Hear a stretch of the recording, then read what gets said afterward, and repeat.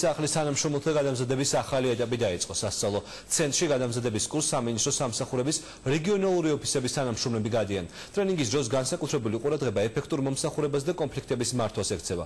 სემინარი ინტერაქტიულ რეჟიმში მიმდინარეობს და ეს პრაქტიკულ სავარჯიშოებზე აგებული. ტრენინგის მიზანი თანამშრომელთა შორის მომსახურების ერთიანი სტანდარტის დანერგვა. ეს ყველაფერი კი იმისთვის, რომ იუსტიციის სახლის ყველა სტუმარმა სერვისების თანამშრომელთა მხრიდან ყოველთვის ხარისხიანი და დროული მომსახურება შეძლონ, აცხადებენ იუსტიციის სამინისტროში.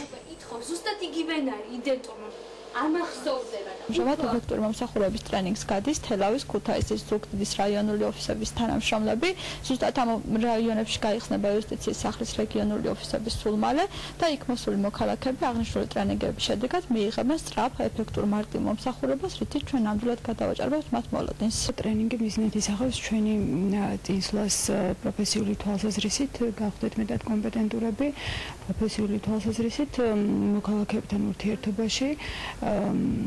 გავითვალისწინოთ მოქალაქეთა ინტერესები და წავიდნენ ჩვენგან კმაყოფილები.